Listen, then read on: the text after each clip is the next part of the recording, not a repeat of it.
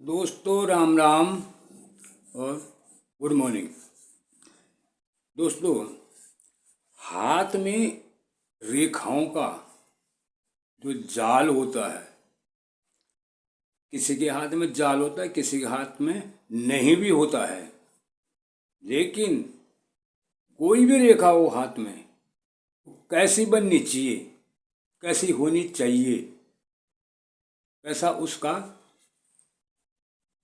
जाने का आने का मार्ग कैसा होना चाहिए, कहाँ रेखा को पहुंचना चाहिए और कहाँ नहीं पहुंचना चाहिए, ये रेखाओं के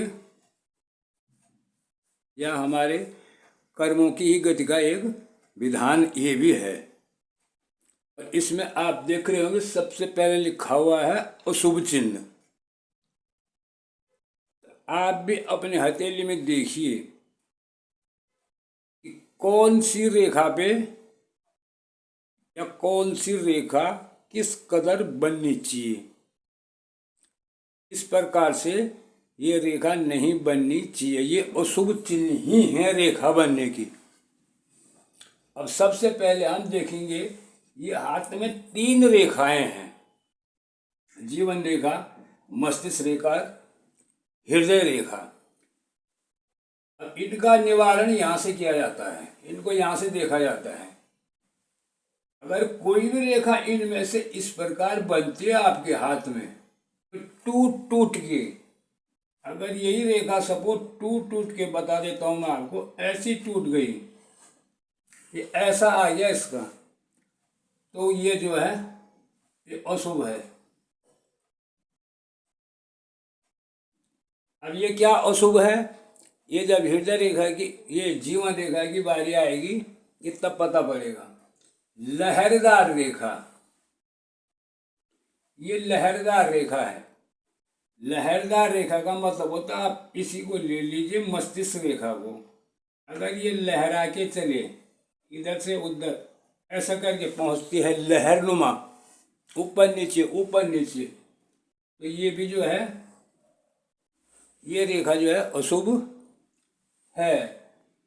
अब एक है द्वीप वाला, अगर द्वीप वाली ये जीवन रेखा कोई ले लो आप, अगर ये द्वीप बन के चलती है, ऐसा द्वीप बनता है ये, और ये फिर ये आगे बढ़ी, द्वीप बन के फिर ये आगे बढ़ी, चाहे कहीं पे भी बढ़े, चाहे यहीं पर बढ़े, फिर इसके नीचे बढ़े या अंत में बढ़े, कहीं भी बढ़े, ये भी जो है अशुभ चिन्ह है। जीवन रेखा पे हो या मस्तिष्क रेखा पे हो या हृदय रेखा पे हो, चाहे सूर्य रेखा पे हो, चाहे स्वास्थ्य पे हो, किसी पे भी हो, ये द्वीप का चिन्ह। अब आता है यव का चिन्ह। यव का चिन्ह भी जो है, कई कई रेखाओं पे तो यव का चिन्ह सही माना जाता है, लेकिन यव का चिन्ह बनता कैसा है ये मैं बता दूं। ये ऐसे रहेगी रेखा, इसमें जो है ये यव का चिन्ह बन जाता है, कुछ भाग बीच का खाली रह जाता है, उसको यव का चिन्ह बोलते हैं, जौ का चिन्ह बोलते हैं जिसको। ये भी जो है रेखाओं को जो है हानिकर है। रेखाओं पे, पर्वतों पे बने तो फिर अलग फल हो जाता है, अंगूठे पे बने तो फिर अलग फल हो जाता है, लेकिन रेखा पे बनेगा तो यह वहाँ भी दोषपूर्ण माना जाता है। एक रेखा होती है ये वाली, ये वाली का मतलब जब पूंछदार बनती है, कोई भी, ये जीवन रेखा है सपोज, इसी रेखा पे ले लो या हृदय रेखा पे ही ले लो, ये यहाँ से बनती है, ऐसे करके चलती है, ऐसे करके, ऐसे करके, ऐसे करके, इस प्रकार से। तो ये जो है अपना जितना भी इसका हिसाब किताब होता है, ये पीछे छोड़ के ही आता है रॉकेट की तरह। जैसे वो पीछे धुआं या आग छोड़ता है, ताकत तो उसकी लगी रहती है, लेकिन ऊपर के लिए पहुंचाने के लिए तो लगी रहती है, लेकिन पीछे खत्म भी होती रहती है।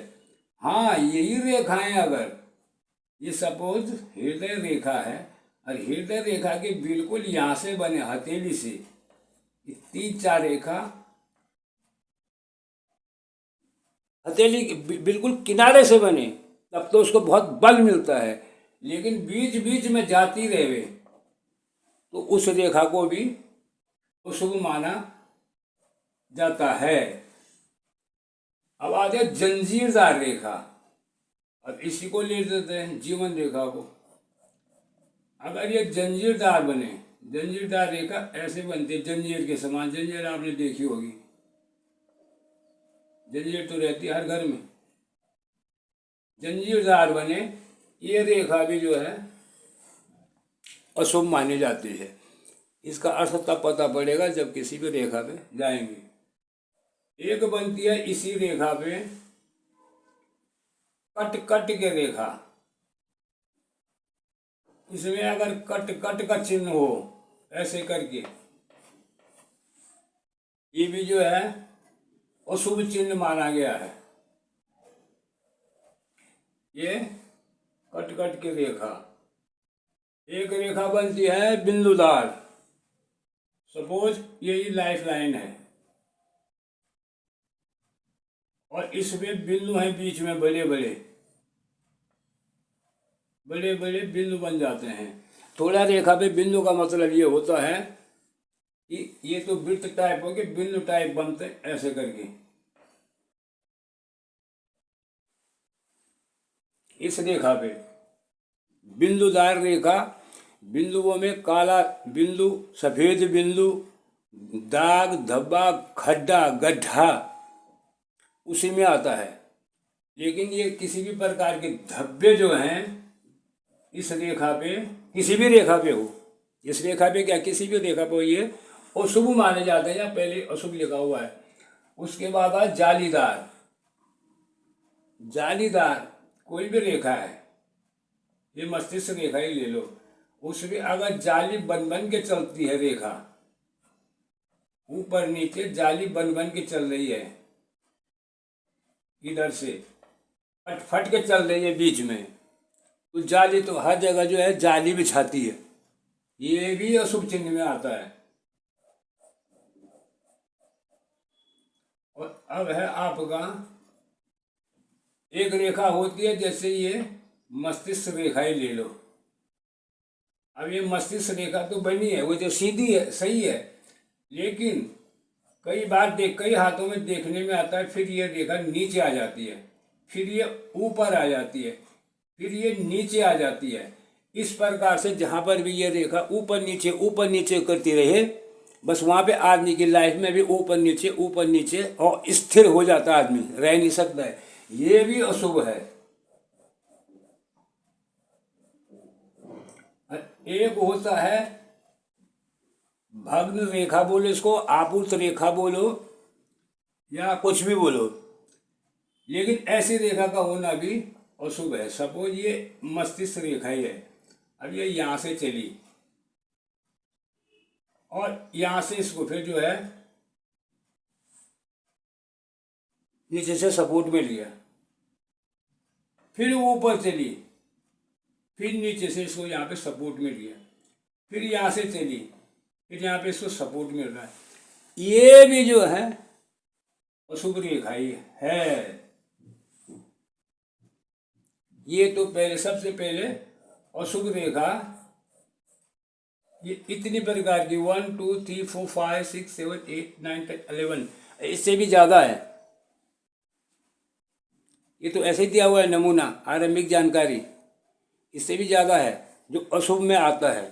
इसलिए इस प्रकार की रेखा होना, चाहे वो जीवन रेखा हो, चाहे वो मस्तिष्क रेखा हो, चाहे वो हर्ट लाइन हो, हृदय रेखा हो, इस प्रकार की रेखाओं का बनना ये जो है हानिकर है। हाथ में, हथेली में ये रेखाएं यहाँ भी नहीं बल्कि यहाँ भी बनती हैं, इधर भी बनती हैं, इनमें भी कटा होता है ऐसा टेढ़ी मेढ़ी। इस रेखा का संबंध किस पर्वत से है? अगर इससे गलत चिन्ह हो गया तो वो जो है फिर गलत ही होता है, फिर अशुभ चिन्ह है तो अशुभ ही होगा वो फिर। इसलिए जो है इनका बड़ा भारी हिसाब किताब व्यक्ति विशेष की लाइफ से होकर गुजरता है। ये इस प्रकार के रेखा न रेखा भी चिन्ह होना चाहिए और न इस प्रकार से रेखा कोई बननी चाहिए। कहने का मतलब ये है। अब इसके बाद दिखाएंगे इसको जीवन रेखा से। यदि ऐसी जीवन रेखा है तो फिर कैसा होता है? ये मस्तिष्क रेखा है तो कैसे होगा? हृदय रेखा है या सूर्य रेखा है, सन लाइन तो पहले बता दी मैंने। इन पे जो है इस प्रकार के चिन्ह जो हैं या इस प्रकार की रेखाएं हों तो सीधी हों, सपाट जैसे ये है, या तो फिर हो ही नहीं, तभी काम चल जाएगा। लेकिन आधी अधूरी रेखा से तो बेहतर है कि रेखा हो ही नहीं, वही अच्छा है। इस प्रकार ये रहा अशुभ रेखाओं का प्रभाव। अब शुभ रेखाएं बाद में करेंगे शुरू जीवन रेखा से। तब तक देखते रहिए श्री केदार में आरंभिक जानकारी। चैनल को कर दिए सब्सक्राइब। तब तक के लिए आपका सब कुछ सही हो। जय हिंद।